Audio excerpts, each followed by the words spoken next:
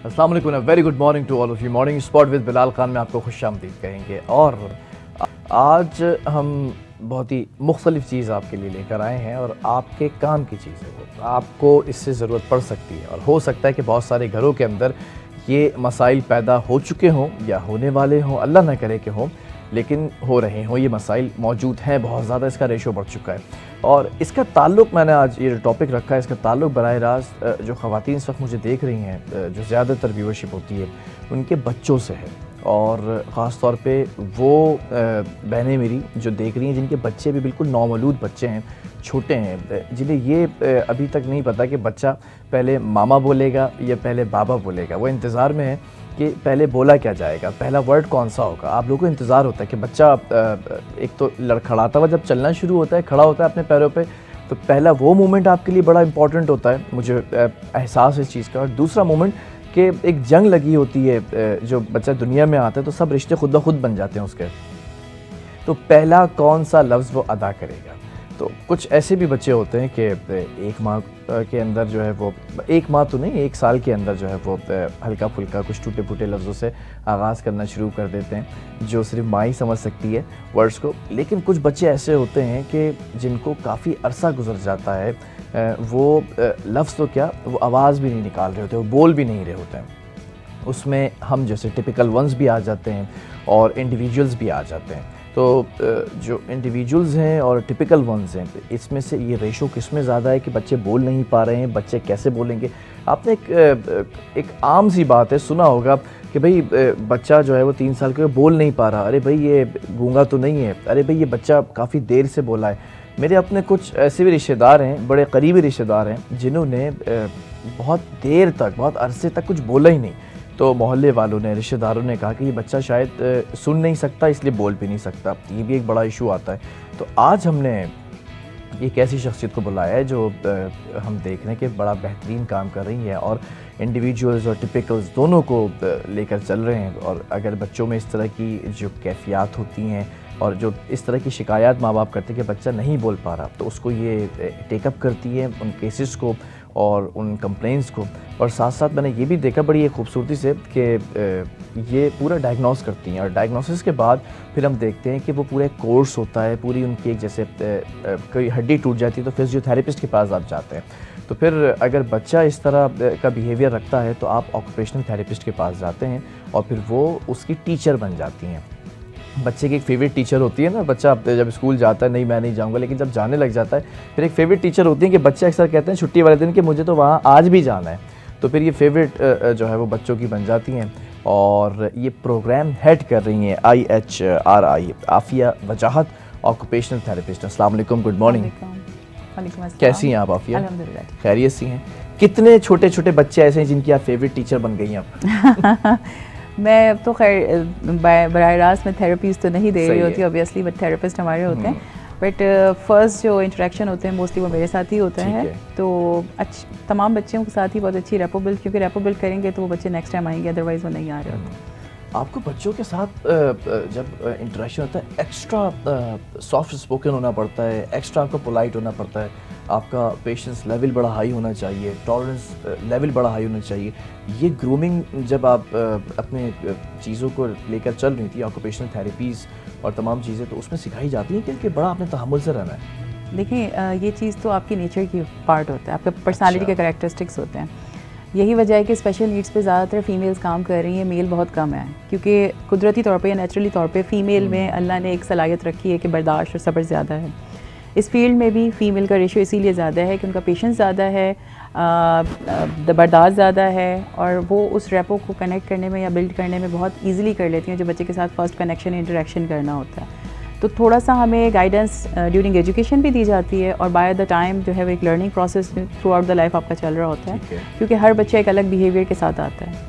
But क्योंकि वो आपकी वॉइस टोन को अंडरस्टैंड कर रहे होते हैं तो हमें उसको देखना पड़ता है। इवन हमारे पास कुछ थेरेपिस्ट आते हैं जिनकी बहुत लाउड या थोड़ी सी वॉइस जो है वो हॉर्स वॉइस सॉर्ट ऑफ होती है, तो उसको फिर हमें उन्हें गाइड करना होता है कि जी थोड़ा सा आप प्रैक्टिस करें, अपनी टोन को थोड़ा सा नॉर्मलाइज़ करें ताकि बच्चों के साथ आपकी रेपो बिल्ड हो सके। ठीक है।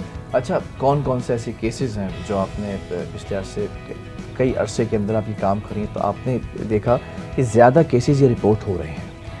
देखें, अगर कुछ सालों कोविड से पहले तक की बात करें तो नॉर्मली हमारे पास डाउन सिंड्रोम और सेरेब्रल पॉल्सी यही चंद केसेस होते थे जो रिपोर्ट होते थे, और इंस्टीट्यूट्स भी जो थे वो उन्हीं के लिए ही जो है वो ज़्यादातर ओपन हुए हुए थे। ठीक है। बट ड्यूरिंग कोविड और आफ्टर कोविड ऑटिज़म का एक बहुत बड़ा नंबर जो है वो सामने आया है, और अब तेज़ी से इंस्टीट्यूट ऑटिज़म के ऊपर स्टार्ट हो रहे हैं और ओपन हो रहे हैं, और हमारे पास बच्चे भी उन्हीं के ही ज़्यादा रजिस्टर्ड हो रहे हैं। अच्छा। हमारे पास थेरेपिस्ट की टीम कंप्लीट मौजूद है जो हर कैटेगरी को टारगेट कर सकती है, उनको रिहेबिलिटेट कर सकती है, बट जो नंबर रेशो ज़्यादा है वो ऑटिज़म का ज़्यादा है। ठीक है। अच्छा, मैं ज़रा चाहूँगा कि जो पेरेंट्स इस वक्त देख रहे हैं आपको और सुन रहे हैं, ख़ासतौर पे ये ऑब्वियसली बड़ा इंफॉर्मेटिव है, तो ऑटिज़म की ज़रा सा आप कैरेक्टरिस्टिक्स भी बता दीजिएगा और साथ साथ उनमें ये इशू आ क्यों रहा है ये भी बताइएगा।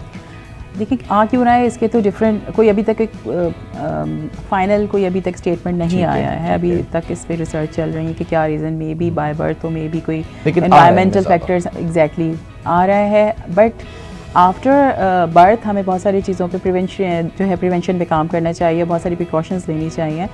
बच्चों का स्क्रीन टाइम सबसे पहले कि वो किस तरह कितना है देना है, और अगर स्क्रीन टाइम देना है तो उस पर हम क्या मटीरियल जो है उनको वहाँ पे दिखा रहे हैं। फैमिली टाइम में हम कितना इंटरेक्ट करते हैं, क्योंकि हमारा इंटरेक्शन फैमिली में बच्चे की लर्निंग प्रोसेस होता है, वो उसको भी लर्न कर रहा है कम्युनिकेशन को, तो वो बहुत अच्छा होना चाहिए। फैमिली टाइम अच्छा होना चाहिए, प्लस प्ले टाइम। बच्चे के लिए एक रोबोटिक वो स्केड्यूल ना हो, बच्चे के लिए अपना एक हेल्दी टाइम हो जो एजुकेशन में डिवाइड हो, प्लस प्ले में के लिए भी हो। ठीक है। फादर एंड मदर का बहुत ज़्यादा रोल होता है, तो पेरेंट्स जो हैं वो एक हेल्दी टाइम उनके लिए रखें। तो ये तमाम चीज़ें जो हैं हम अगर जो हमारे बच्चे हमें नहीं पता, क्योंकि बिफोर 2 ईयर्स हम डायग्नोज नहीं कर सकते, बट रेड फ्लैग्स हमें नज़र आ रहे होते हैं बच्चे में। मे बी हमारे पास 18 मंथ का बच्चा भी रजिस्टर्ड हुआ है और हमने उसको थेरेपी स्टार्ट की है, बट ही कांट डायग्नोज। हम 2 ईयर्स से पहले बच्चे को डायग्नोज नहीं दे सकते, ये इंटरनेशनल क्राइटेरिया है कि हम नहीं डायग्नोज कर सकते। वो स्केल्स ही, क्योंकि देखें 18 महीने के बच्चे से हम एक्सपेक्ट नहीं कर सकते कि वो हमारे रूल्स या कमांड्स को फॉलो करेगा। ठीक है।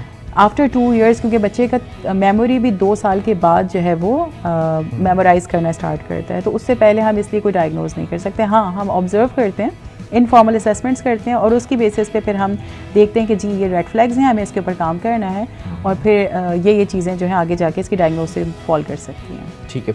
क्या बच्चा बचपन से ही नहीं बोल रहा होता या फिर बोलना शुरू करता है लेकिन somehow because of some reasons वो फिर बोलना ही बंद कर देता है, ऐसे केसेस भी होते हैं? देखिए, इट डिपेंड्स ऑन डायग्नोसिस। अगर हम बच्चे की जो एक स्पीच के माइलस्टोन्स देखें ना, तो 1 year 1 word, 2 year 2 word, 3 years 3 words, इस तरीके से वो स्टेप बाय स्टेप चल रहा होता है। इनिशियली समटाइम ये होता है कि बच्चे ने मामा बाबा या कुछ बहुत छोटे छोटे से वर्ड्स एक दो स्टार्ट कर दिए, बट आफ्टर सम टाइम या आफ्टर सर्टेन पीरियड वो चीज़ें भी ख़त्म हो गई और बच्चा बिल्कुल म्यूट हो गया। मतलब बोलना शुरू किया, कोशिश करता था और अब बिल्कुल कोशिश नहीं कर रहा। कोशिश नहीं कर रहा। अब उसमें हो सकता है वही रेड फ्लैग्स वाली चीज़ कि रेड फ्लैग्स थे, हमने उसके ऊपर प्रिवेंशन नहीं की, प्रिकॉशनरी मेजर्स नहीं लिए, हमने उन चीज़ों को लिंगर ऑन कर दिया, ठीक है चल रहा है ऐसे चलने दें। वो जो सोशल या एनवायरमेंटल फैक्टर्स थे वो उसने इम्पैक्ट किया। हमने स्क्रीन टाइम दे दिया, उसके पास 2 to 3 वर्ड्स की वोकैबुलरी थी ओनली। जब हमने स्क्रीन टाइम दे दिया तो एनवायरनमेंट से बच्चा बिल्कुल ख़त्म हो गया, आइसोलेट हो गया। जब एनवायरनमेंट से आइसोलेट हो गए तो हमारा सिर्फ लर्निंग वो स्क्रीन है। अब जो वो वहाँ पे बोल रहे हैं, सम टाइम बच्चा इकोलेलिया की तरफ आ जाता है, रेपिटिशन की तरफ, सेम चीज़ जो बोल रहे होते हैं हम 3-4 दफ़ा बच्चा बोलता है। सम टाइम बच्चा सिर्फ रिपीट करता है, जो राइम्स हैं बस वही बोल रहा होता है। तो पेरेंट्स हमारे पास आते हैं, कहते हैं जी ये तो बोलता है, पूरी राइम्स सुनाता है, बट वो स्पीच नहीं है, वो फंक्शनल स्पीच नहीं है।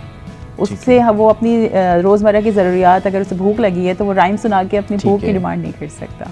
तो वो सिर्फ एक मेमोराइज हो गई चीज़, but functional speech separate thing है।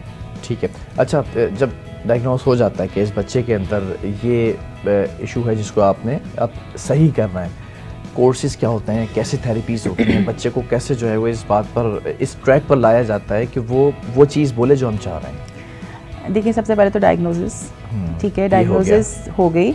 अगर हमारे पास ऑटिज़म की तरफ आ रहा है तो एक कंप्लीट टीम काम करेगी, क्योंकि इसमें सेंसरी इश्यूज़ भी हो सकते हैं जो कि ओरल सेंसरी भी हो सकते हैं, विजुअल भी हो सकते हैं। हमारे 5 सेंसेस हैं, तो 5 सेंसरी इश्यूज़ हमारे पास बच्चे के अंदर हो सकते हैं। वो ऑक्यूपेशनल थेरेपिस्ट असेस करता है। उसके बाद हम देखते हैं कि बच्चे में कोई इस तरह के बिहेवियर्स तो नहीं है, हाइपर, हिटिंग, बाइटिंग, तो ये तमाम चीज़ें, तो फिर उनके ऊपर भी काम हो रहा होता है साइडलाइन। स्पीच थेरेपी फिर उसके साथ साथ चलती है। अच्छा, अगर बच्चा बैठ ही नहीं रहा तो आप 1-to-1 सेशन नहीं ले सकते। बच्चे के अंदर सिटिंग टॉलरेंस नहीं है, पेशेंस नहीं है, डिस्ट्रैक्शन है, बहुत हाइपर है। तो क्या करते हैं, बच्चे के साथ साथ घूमते रहते हैं?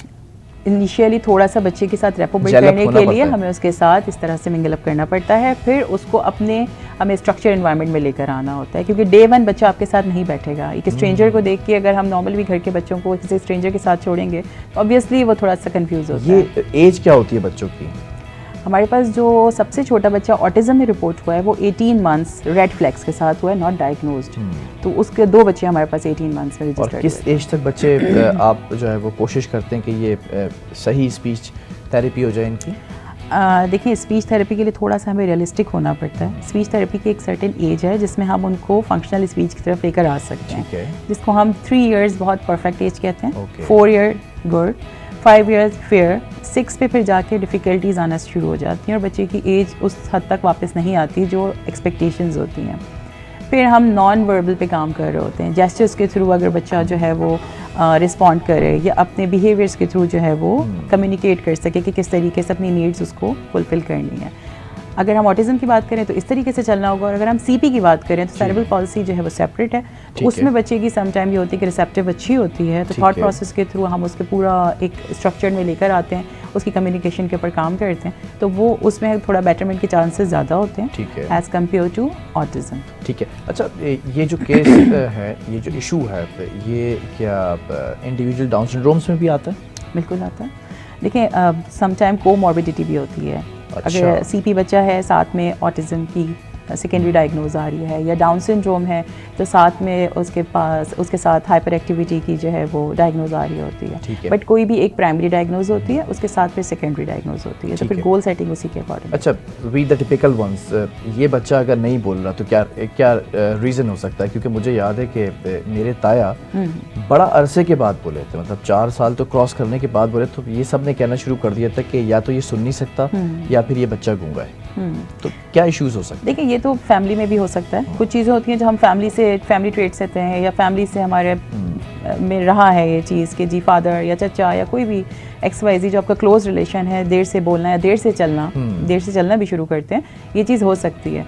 बट फिर भी अगर कोई बच्चा नहीं बोल रहा और हमें लग रहा है कि ये 2 इयर्स हो गए और अभी तक सिंगल वर्ड भी नहीं आया, तो असेसमेंट बहुत इंपॉर्टेंट है। ठीक है। क्योंकि अगर वो 5 साल तक अगर हम वेट करेंगे तो जो डिले आ गया उसको हम वापस नहीं ला सकते हैं। बच्चा नहीं बोल रहा, साथ में हमें असेसमेंट के थ्रू पता चलता है कि कोई और कैरेक्टर्स मौजूद हैं या नहीं हैं। Okay. अगर कैरेक्टरिस्टिक्स और मौजूद हैं तो फिर हम डायग्नोसिस पे जाएंगे, अदरवाइज फिर हम बच्चे की सिर्फ कॉन्फिडेंस बिल्डिंग या उसकी कम्युनिकेशन के ऊपर काम करेंगे। कितने माह के अंदर बच्चे का असेसमेंट हो जाना चाहिए? देखिए, असेसमेंट तो जब रेड फ्लैग्स नज़र आए, मैंने आपको कहा कि 18 मंथ्स में वो पेरेंट्स अवेयर थे, दे वो टीचर, तो उनको पता था कि बच्चे के माइलस्टोन्स क्या होते हैं, तो 18 मंथ्स में हमारे पास लेकर आ गए। लेकिन 2 इयर्स में बच्चे को लेकर आ जाना चाहिए। ठीक है, ये बड़ा अच्छा टॉपिक है और बड़ा अच्छा है आप ये काम करें। ज़रा मैं चाहूँगा अपने काम के बारे में बताएं कि कितने यूनिट्स बनाए हुए हैं, और कुछ ऐसे भी फैमिलीज़ हैं जो अफोर्ड नहीं कर पाती, तो उनके लिए आप फ्री ऑफ कॉस्ट भी काम कर रही हैं। एग्जैक्टली। ये ज़रा मुझे बताएं। बेसिकली IHRA कि हमारे स्टार्ट हुआ था 4 इयर्स बैक, और हमने एक क्लिफ्टन कैंपस से हमने इसको स्टार्ट किया था ड्यूरिंग कोविड।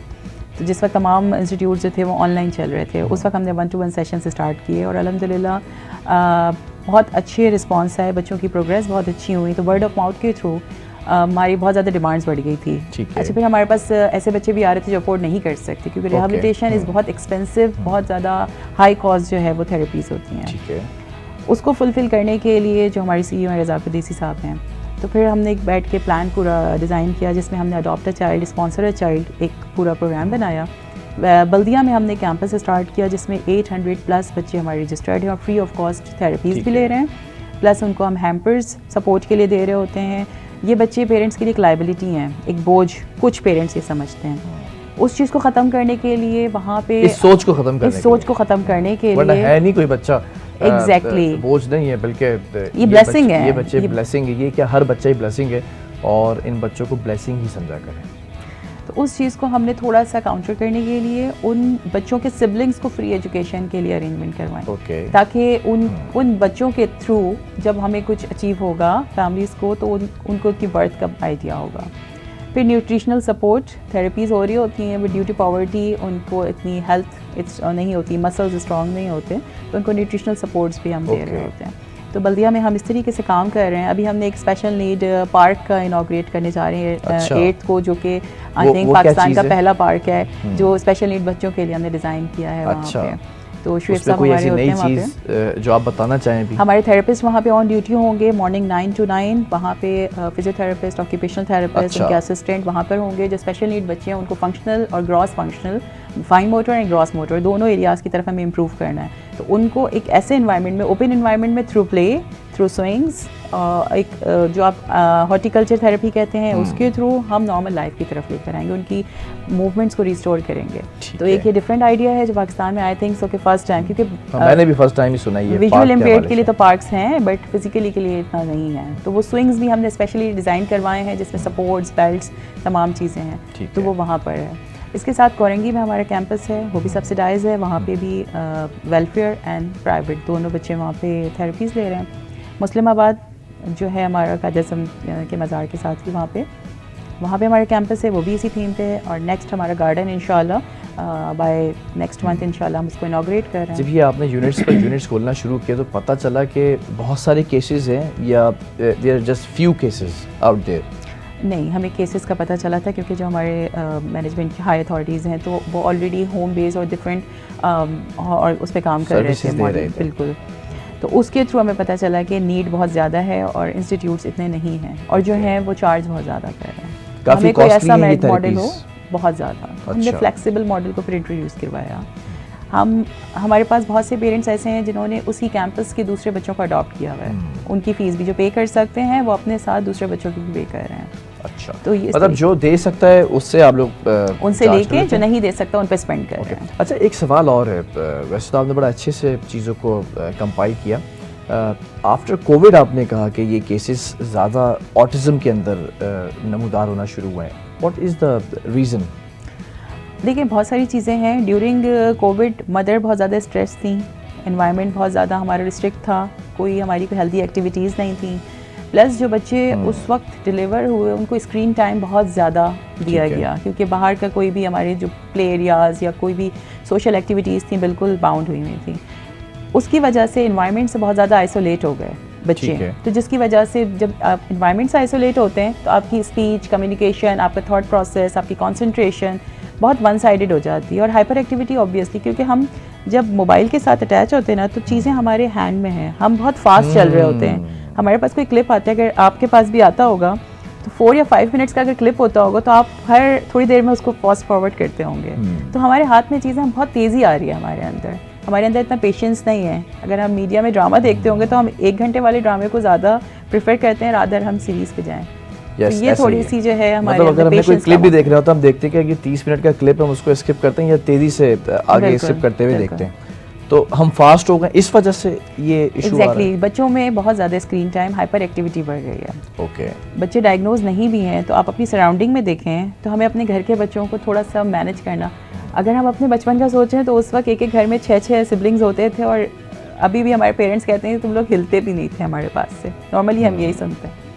बट अब के जो पेरेंट्स हैं 2 संभालना भी बहुत मुश्किल होता है। मतलब अपनी बिल्कुल लाइफ ख़त्म हुई हुई है, अपनी कोई सेल्फ केयर नहीं है, कोई अपनी ग्रूमिंग पे मदर काम नहीं कर रही होती क्योंकि बच्चों में बहुत ज़्यादा तेज़ी आ गई है। बच्चे बहुत एडवांस हो गए, जनरेशन जी, जनरेशन अल्फ़ा ये जो आती जा रही हैं, अब इसमें जितना देखें जितना चेंज आता जाए। ठीक है, ज़रा मैं चाहूँगा कि जो पेरेंट्स आपको इस वक्त देख रहे हैं और सुन रहे हैं उनको भी जैसे आफ्टर कोविड आपने बताया कि ज़्यादा केसेस रिपोर्ट हो रहे हैं, किन चीज़ों का ख्याल रखना चाहिए बच्चे की पैदाइश के बाद? फौरी तौर पे सबसे पहले बच्चे की पैदाइश के बाद एक ऑब्जर्वेशन आपकी बहुत अच्छी होनी चाहिए कि बच्चा क्या रिस्पॉन्ड कर रहा है, बच्चा किस तरीके से बिहेव कर रहा है, बच्चे के माइलस्टोन्स क्या हैं, बच्चा 3 महीने में उसकी गर्दन संभल रही है, 4 महीने में बैठना कब शुरू कर रहा है, चलना कब शुरू कर रहा है, चीज़ों को ग्रिप करना कब शुरू कर रहा है, वर्ड्स कब स्टार्ट कर रहा है बोलना। इन चीज़ों को सबसे पहले हमें ऑब्जर्व करना होगा। इसकी ऑब्जर्वेशन के साथ साथ हमने अपने एनवायरनमेंट को देखना होगा कि हमारा एनवायरनमेंट कितना हेल्दी है, हम बच्चे के लिए टाइम कितना निकाल रहे हैं, उसके साथ हम कम्युनिकेट कैसे कर रहे हैं, अपनी कम्युनिकेशन इंटरेक्शन ज़रूरी है, उसके साथ इंटरेक्शन भी ज़रूरी है और उस इंटरेक्शन की टोन भी बहुत ज़रूरी है। हम बहुत ज़्यादा हाई टोन या बहुत हार्श टोन के साथ उसके साथ बात तो नहीं कर रहे हैं, बहुत पोलाइट तो नहीं है कि वो फॉर ग्रांटेड लेने लगे और बहुत बिहेवियर्स अपने शो करने लगे। तो हमें एक रिवॉर्ड सिस्टम भी रखना चाहिए। मतलब बैलेंस्ड होना चाहिए, बैलेंस होना चाहिए, रिवॉर्ड भी होना चाहिए। बच्चा अगर अच्छा काम कर रहा है, कोई भी चीज़ XYZ, अगर आपको पानी का ग्लास ही लाके दे रहा है तो आपको अप्रिसिएशन उसको देना चाहिए। सिंगल स्टार भी बहुत मैटर करता है छोटे बच्चों के लिए। तो ये सारी चीज़ें जो हैं वो इन चीज़ों का ख्याल रखना चाहिए। बहरहाल बहुत शुक्रिया आफिया, और आफिया वजाद हमारे साथ मौजूद थी और बड़ा ज़बरदस्त काम कर रही हैं, और इस काम को करने का मकसद ये है कि आपके जो इस वक्त बच्चे हैं वो बेहतर तरीके से चीज़ों को लेकर चलें। ख़ास तौर पर हम ये देखते हैं कि बच्चा नहीं बोल पा रहा है, परेशान हो जाते हैं पेरेंट्स, और मैंने देखा है कि पेरेंट्स काफ़ी परेशान होते हैं। किसी बाबा के पास लेके जा रहे हैं, दम दुरूद भी करा रहे हैं, बच्चे पे साया भी हो सकता है। तो आपने सबसे पहले सेल्फ़ एनालिसिस करना है, ऑब्जर्वेशन जैसे बताया आफिया ने कि आपकी क्या किन किन चीज़ों के ऊपर होनी चाहिए, और जब ये रिपीट होगा प्रोग्राम या सोशल मीडिया पर तो आप रोक रोक के देख सकते हैं कि आफिया ने किन किन चीज़ों को कहा है, और आप इनसे रब्ता भी कर सकते हैं अगर आपका बच्चा नहीं बोल पा रहा है ड्यू टू सम रीज़न्स। और इंशाल्लाह अल्लाह ताला आसानी करेगा। जब ये केसेस आते हैं इस तरह से, तो ये इसको बेहतर तरीके से बड़ा सॉफ्टली, बड़ा जो है वो पोलाइटली इसको टेकअप करते हैं, और इनका जो रेशो है, सक्सेस रेशो, वो अभी तक माशाल्लाह से 99% जो है वो जा रहा है। तो आप भी इनसे रब्ता कर सकते हैं। और बहरहाल अब एक छोटे से वक्फे की तरफ जा रहे हैं। वक्फे के बाद एक और गेस्ट हमें ज्वाइन करेंगे, और उनका ताल्लुक़ फ़लाही दुनिया से है, फ़लाही कामों से है, और साथ साथ उनका ताल्लुक़ जो है वो होस्टिंग की दुनिया से भी है। तो आज आपको मिलवाएंगे कि कौन आ रहा है।